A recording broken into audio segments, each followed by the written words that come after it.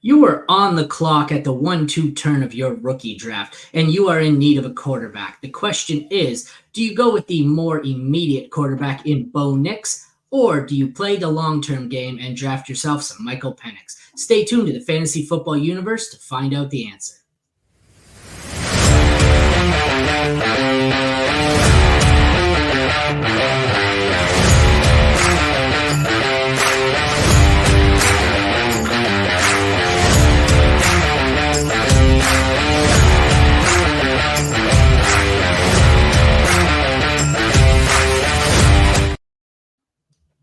Hello, everyone, and welcome back into the Fantasy Football Universe. I am Aaron St. Dennis. Follow me everywhere at FF Mad Scientist. Joined today by Jeremy Schulman at FF_Rebel and Jesse Moeller at JMoeller05. We are continuing on.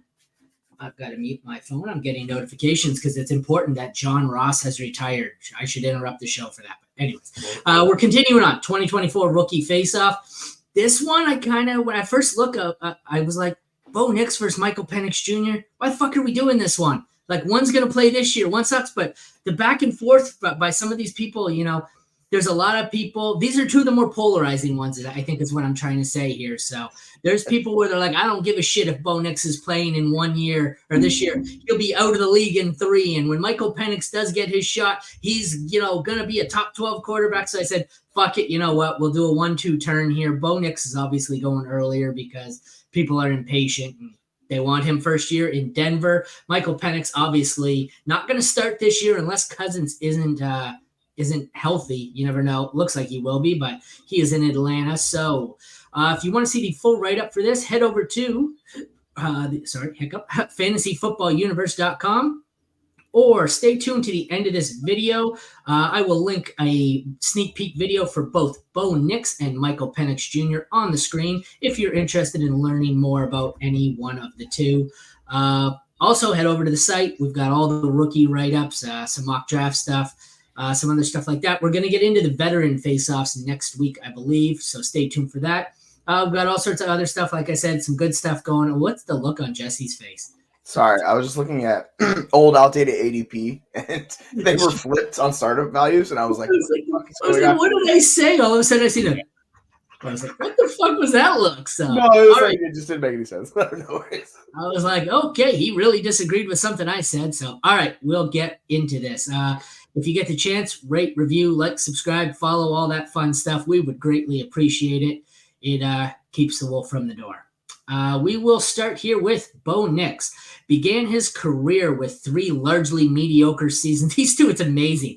These two, like, just the trajectories of their college career. And it's funny, I forget who I was, or what I was watching. I was watching something the other day, and they were showing 2 veterans and their trajectories, like their timeline, it really synced up. And these two, I think, are going to be forever linked because even in college, it's the same. So Nix began with 3 largely mediocre seasons at Auburn. He transferred to Oregon for his final 2 seasons, where his production would go through the frickin' roof. These are the 2 oldest in the class. He's 24.2 heading into his rookie season. Hopefully that means he's further along in his development than, like a 21-year-old quarterback or however old JJ is. College breakout was 22.5 years old. That is 11th percentile, so he was a late bloomer. Michael Penix, on the other hand, followed the similar trajectory to Nix, like I said. He spent 4 seasons at Indiana, didn't finish a single one of them, had a different injury or season-ending injury to end each of his first 4 seasons, transferred to Washington, much like Nix, finished his final 2 seasons there, where he basically became a pocket passer, and that's what seemed to keep him healthy. And the second he, went to a pocket passer and stayed healthy, he went through the roof as well. Like Nix, he is an old prospect. He is 24 years old. Scouting combine was far kinder to Penix than it was for a lot of the quarterbacks. His vert was 95th percentile, broad jump was 98th percentile, and he had a breakout age of 20.3, 61st percentile. So he broke out, I guess, slightly earlier, you would say, but neither really all that impressive. The 2 comps I have here, They should both be able to overachieve their comps because it's a really low bar. Granted, the first one is a guy who hasn't played an NFL snap. I had high hopes for him, but with Jared Goff signing a long-term deal, I have Knicks comped to Detroit's backup Hendon Hooker. I don't know what the hell's going to happen here. Hooker might need a change of scenery before he gets a chance. But so Knicks, I have at Hendon Hooker. Penix, I have closest to now Denver Broncos Zach Wilson. That's not necessarily a great thing, obviously. I don't necessarily think we should call Wilson a total bust at this point. I know it's not likely, but I still see some talent, and I have a few stash shares here and there because I think this could be like a Baker scenario where maybe a change of scenery reinvigorates him. I don't think he's the quarterback he was drafted to be. But anyways, this is not the Zach Wilson podcast. So Knicks, Hendon Hooker, Penix, Zach Wilson. You guys want to discuss that quickly while I let my dog in? Sure. Yeah. It's interesting with these two. It's particularly Knicks. Like I think of him on the lines of Baker because he's not a big quarterback either. So he's kind of similar in that range where he has some athleticism that showed out through his entire career. If you go back to Auburn, he was scrambling, he was doing things on the ground because newsflash, he struggled as a passer. Like you look at his early tape, it was a disaster as far as quarterback play goes. He goes to Oregon and he looks like a completely different quarterback. He looks so much better. So I get that. The Penix one actually struggled with copying to him because he's similar to Stroud in the fact that he's really athletic, but he doesn't run at all. Like this is what CJ Stroud did too. He's not the passer that CJ Stroud is. I'm not saying he's CJ Stroud. I'm saying he's similar in how he plays. Like he's an athletic guy, evidenced by what he ran in the 40, how fast he was. But the dude just doesn't run. He looks to throw the ball. So like that's kind of a similar vein of player you're getting with play style. Obviously, no one's saying he's CJ Stroud. Like if you clip that, I will murder somebody because that's just an absurd comp. But we'll go there. But I don't know. How do you like? Who are your two comps for these guys, Jeremy? Who cares? My comps are Chris Farley because I think of the Tommy Boy quote where he says a lot of people spend 7 years in college, and David Spade says, "Yeah, they're called doctors." These guys just transferring as much as they did, as old as they are coming out. For quarterbacks, fine, okay, but yeah, they both had to need a change of scenery to even produce. There's a reason we're talking about them as QB5 and QB6 in this class for fantasy. We hope they're going to produce, but right now it's there's a lot that is unclear, especially for the top two producers this year in college football. I believe I compared them to doctors in both of their sneak peek videos. Right. Attorneys, all the fun stuff, yeah. I will say with Penix, he did have an earlier breakout, and he was in the Heisman running his last year's Indiana before he went down. Like he was carrying that team and doing kind of like, so I give him the edge if you're looking for an earlier breakout. Yeah. All right, we'll start with the first category. It was a tie for me. Penix is, what size? Penix is 6'2", 216. Knicks is 6'2", 214. So they are identical. They both play a similar style. Penix is the one that's interesting for me because he did show he had some rushing upside. So you would think in the NFL, are they going to take the kid gloves off him? Are they going to have him attempt to be a dual threat quarterback at some point? Or are they just going to do what Washington did and say you're glued to the pocket and you're not moving? I think at very least, I would hope that Penix would be a little bigger because I think his rushing upside will at least come in handy when the pocket breaks down and he has to scramble. But I call this one a tie. They're almost identical in size. So I guess, like I said, it's more important for Penix. Knicks is kind of a statue. So what do you guys think?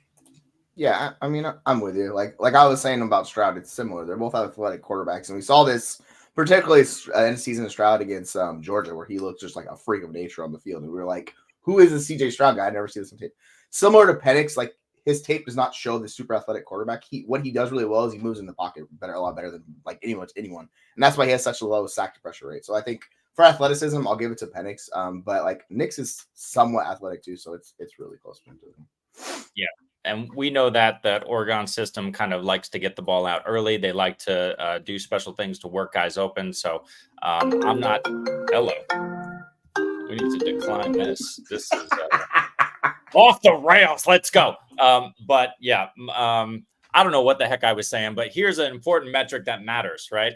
In terms of hand size, Michael Penix and Bo Nix had, outside of Joe Milton, had the largest hand size, but the edge goes to Michael Penix. He's got that big Penix energy. So whatever I was about to say, who cares? Michael Penix wins in hand size, the only metric that matters. I don't even know where to go from there. Let's move on to the speed category.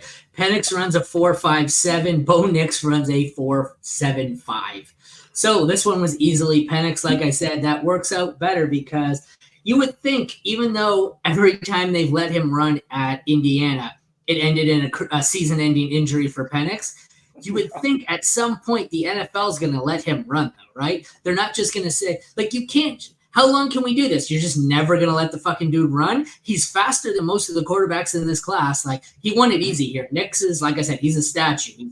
I get it, 4.75 is probably in the Brady range, and it's not slow. He's still faster than 5, but he's not going to be a rushing quarterback. It's going to be, I'm going to take off and run awkwardly like Aaron Rodgers does when he has to, and maybe break off the occasional run. But I think if they ever just decide, he's not fragile, I think it could be a solid part of Penix's game because 4.57 is pretty damn good. But what do you guys think here about speed?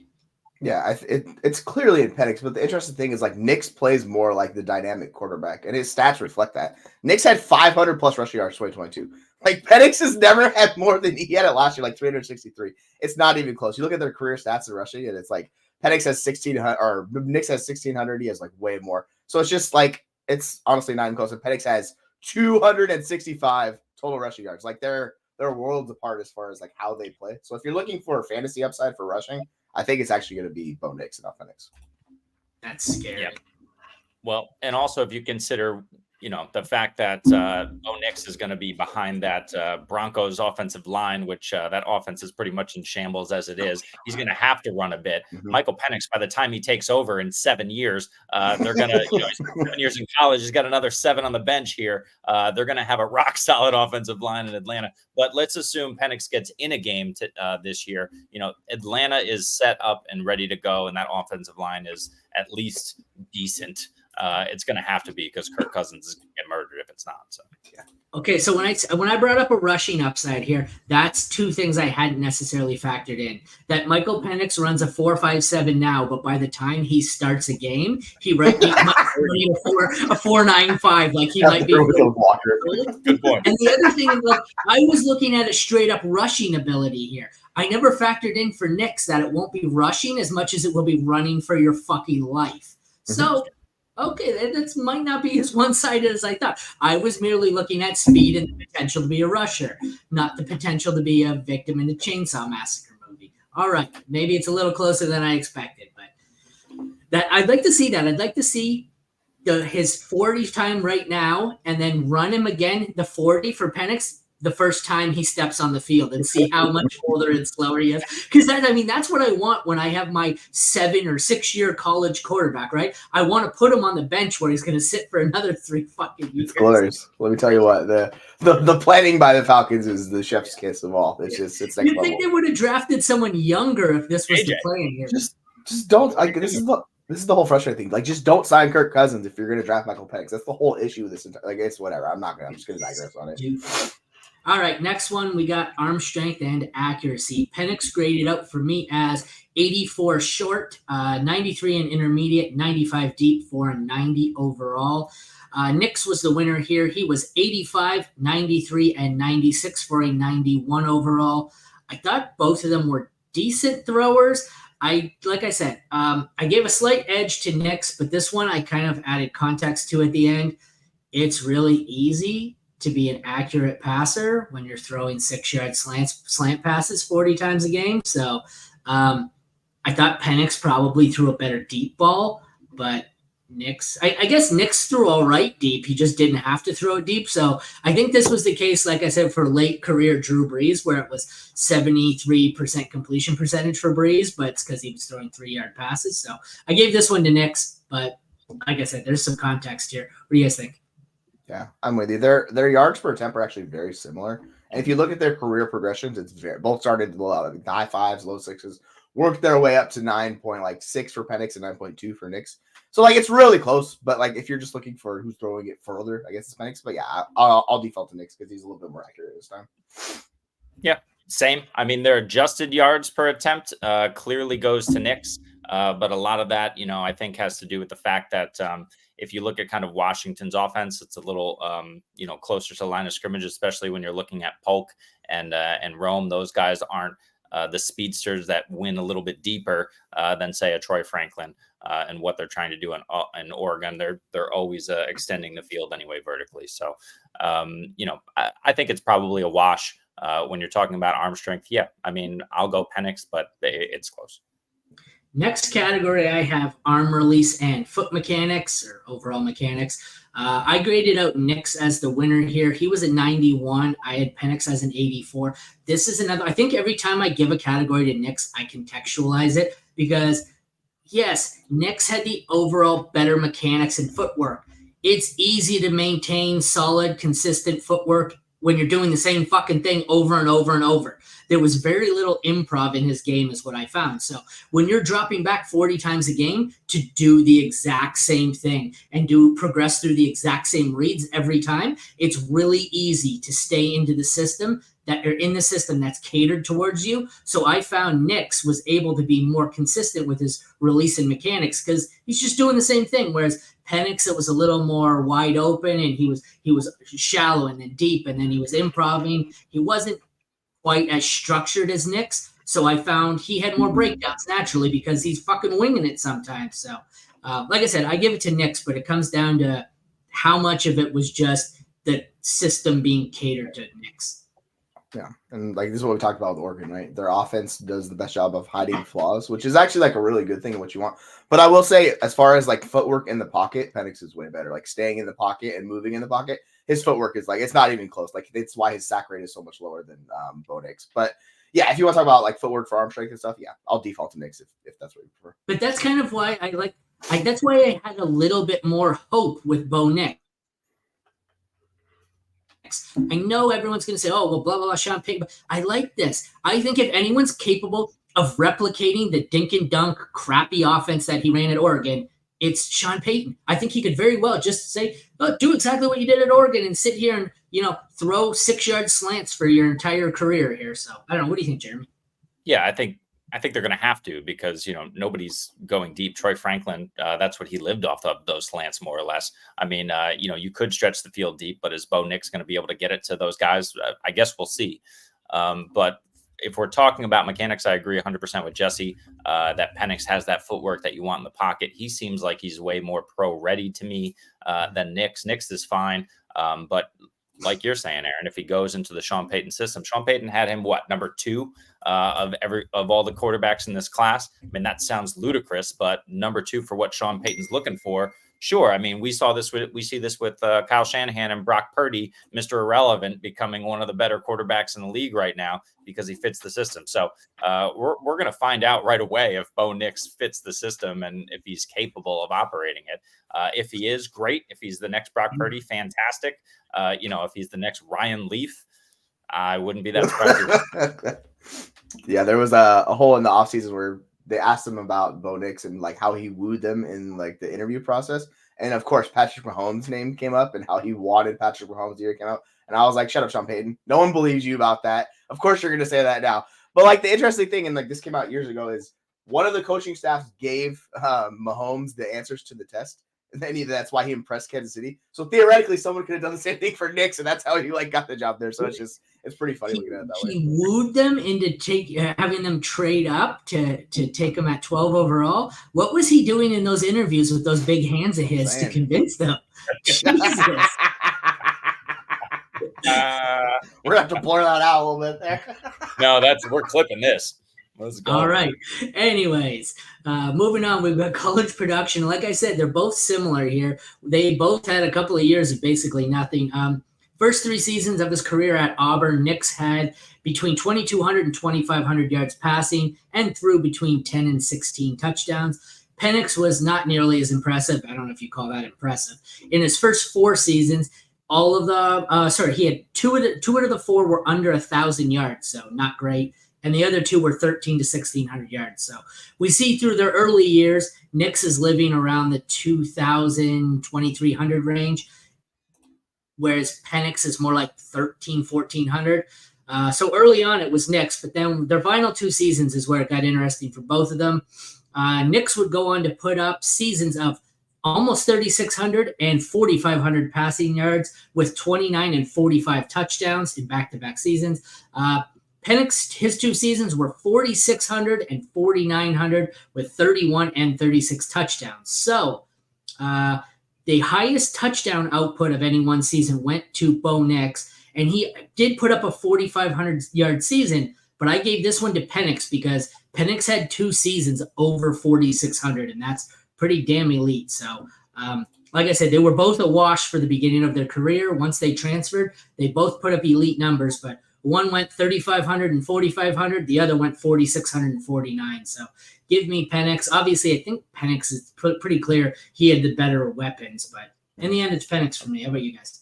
Yeah, if you look at it, Bo Nix was starting like double-digit games his entire career. Michael Penix didn't do that till 2022 because of all the injuries. So, of course, if you're looking at early career production, like it's going to be massively in Nix's favor because Penix had a lot of injuries. So, like, it's contextualized. Yep. The one thing I'll say is that Oregon was also the more productive offense, just in terms of scoring touchdowns. Bucky Irving and Jordan James last year had 22 rushing touchdowns combined, and Bo Nix still threw 45 passing touchdowns, 6 each to guys named Trayshawn Holden and Terrence Ferguson. I don't know a ton about college football, but I certainly don't know those names. And I don't know if you do either. So, the Oregon offense, we're going to chalk it up. Does it equal 10 extra touchdowns? It might. So I would probably call this a wash. And yeah, when you consider what Jesse was saying earlier about, what was it? Penix being, considered for the Heisman early on, having those 2 seasons of production, I go with Penix as well. Next, we have college QBR. QB rating is just straightforward. It's just their number. Bo Nix narrowly edged him out. He had 87. Penix had 85.7. Obviously, it's just numbers, so Nix gets the win here. I just thought it was interesting that I would have expected Nix to win this by a larger margin because, like, his system is geared towards him. How hard is it to be efficient when you're doing the same thing over and over and you know what you're doing? Like I said, this one went to Nix, but I was surprised it was so close. You guys have any thoughts here? Yeah, I mean, if we're going to talk about systems, what Ryan Grubb did for Penix was awesome. His system's really good. I know we harp on Oregon and what they were doing for him. Like, on the flip side, Ryan Grubb is the Seahawks offense coordinator because of what he was doing in college. Setting those guys up, obviously they're talented. You saw all 3 of them go, 3 wide receivers go, 3 picks. They also had a tight end drafted in day 3. So there was 4 skill position players out of Washington that were selected this year in the NFL draft. So yeah, obviously he's dealing with better players, but Ryan Grubb was working magic with that offense. So it's a little bit of both. Yeah. The only thing I have to say about this is Michael Penix threw 11 interceptions last season to Bo Nix's 3. So again, you can talk about the offense, but I don't think it necessarily equates to that. I'm not sure. I doubt that's Penix taking more risks. I think it's just Nix being maybe a little bit more accurate with it or a little bit more decisive, again, in a system that's geared towards him. But you see the big jump for Nix from year 1 to year 2 in that Oregon system. He definitely had it down cold. Is it easier to have it down? Yeah. But 45 TDs to 3 picks is pretty impressive no matter what scheme you're in. Yeah, there was a chunk of the year last year where Penix struggled. It was the injuries and everything. Go watch them against Oregon State. It's some of the just god-awful offense you'll ever see with Penix last year. I watched that game and I was like, what the is this? It was real bad in the middle of the year. They figured it out, but partial way through, he struggled. Final category, landing spot and draft capital. Draft capital I have as a moot point. One went 8th, one went 12th. So unless you want to really nitpick that, one was the top 10, and once you get outside the top 10, the odds, in top 12 are lower, but I'm calling this one a wash. For me, the deciding factor was landing spot or potential situation here. We have one who goes into Denver where he has no competition. He's going to be the starting quarterback for however long it takes him to be a bust. And the other is going to be a backup for, I don't know, till he hits AARP age. So I don't know. I give this one to Nix here, but I don't know. What do you guys think? Yeah, I think I know where Jeremy's going to go with this. We're talking about the QB order they were drafted, but I'll let him run that one. For me, it's basically, if you want the production now, it's obviously Nix. If you want to treat Penix like a future first and you just wait and you don't have to make that decision and gamble, then you can go with Penix and just wait. I think there's 2 drastically styles of how you want to play dynasty between these 2 guys and how you want to let them decide. But it's really just up for you. If you want the risk now with Bo Nix, you can take it, you can gain value. Or if you want to do it in a couple of years with Penix, you can do that. Yep. My issue here is with the costs that it's going to take you to acquire Bo Nix. He tends to go in the very late first very early second. Michael Penix you can get toward the mid second. I just don't want to take Nix and everything that I presume as uncertainty with him and his future and that offense and that team and Sean Payton. It's just a complete mess over there in Denver. I don't want anything to do with it. And at cost where you could get someone like Jonathan Brooks, someone like Lad McConkey, even if you're taking Nix over those guys, sign me, I'm out at that cost. Penix, I much prefer at the 205, 206. I think there's a lot of different ways you can go there. And he's set up for the future. Of course, it depends on your build. Do you need a quarterback now? Do you have to go get Nix? Okay. I'm okay with the shot there, but I think Penix has the better longer term future here. Yeah, I think in the end, that's what this comes down to. You're in the middle of the second or 204, whatever, and they're both on the board. If you're a contender or someone in the top half of the standings, you're going with Nix. If you're in the bottom half, you can probably afford to wait it out for Penix. But I'm just trying to think here. Straight up, I guess you're in a neutral situation. What do you prefer? You're on the clock. What's your decision here, Nix or Penix? Personally, I just think Penix is a better player, so I just go with Penix. But if we're talking non-ADP, yeah, I just think in the process I thought he's a better quarterback. I was kind of defaulting to him. So the draft capital worked out in his favor. He went to a good landing spot. I mean, the funny thing is, by the time he's starting quarterback, they might not have Drake London or Kyle Pitts, or Bijan could be towards the end. So it's interesting way to look at it. But I'll take the guy who I thought was a better quarterback, go in a better situation. If you want to go Nix, I'm not going to default to it. I think I have him higher in rankings just because of that, because you can hit the theoretical upside a lot sooner. So personally, I prefer Penix, but we're splitting hairs. Yeah, I prefer Penix as well. I was trying to find out. I grabbed him in my most recent startup that I'm in right now, actually at the 805 as my third quarterback, but I was well established. I had Anthony Richardson and Jordan Love as my quarterbacks. So he's my QB3. I can afford to wait, obviously, with that youth. But Bo Nix went 7-10, so I didn't have that choice. But in a vacuum, if I'm picking at 7-10, I'm going Penix over Nix for sure. I think I'm just going Nix. And I don't like these long-term plays. Dynasty changes so quickly. And we even seen it with the comp I had earlier. Last year, was it last year? Yeah, last year was Hendon Hooker's draft year, right? Yep. Yeah. I took him in a similar range to where you're getting Michael Penix, and it's Jared Goff could be gone and blah, blah. Okay, but what if Cousins isn't gone in a couple of years? Freaking Hendon Hooker, I think he went undrafted in or very late in our last 25 round startup. So I think at least Penix has the possibility to lose value and crater real quick if he doesn't produce, but I think even if you get a mediocre Zach Wilson type year out of Nix, you can probably flip him next year for a second rounder. Whereas Penix, his value probably isn't going to go up this year, barring a freak injury from Cousins. I don't want to wait because so much can change. He can take. I like Hendon Hooker. I think I like Hooker better than both of these guys, but that's just my love of Hookers. But yeah, I mean, obviously it's a third round pick versus first round pick, right? So that. Hooker got immediately devalued because of the third round pick. If he had the first round capital, wasn't he? No, Hooker went third. He went later. In the NFL draft, he went third. He might have been second round, rookie draft. No, I thought he went in the 50s of the NFL draft. Okay, maybe I was wrong. Okay, anyways. Yeah, I just think there's huge context with those two players, right? One went 8th, so he's going to be valued. And even Jordan Love went the late first round. I think it's completely different with how draft capital and how that's going to insulate him compared to a Hooker. And obviously, and then Jared Goff just had a career year on top of it too, right? So and the big that. deal. And yeah, and then he gets re-signed on top of it. So it all just went to shit for him. So I think it'll work out a lot better for Penix, but it's a lot longer of a process. Yeah. Listen, that's you heard it here first. We'll take a Hooker over a Penix. So, why not both? I fucking don't. I don't even know what to fucking say. However you want to swing, Jesse, you enjoy that.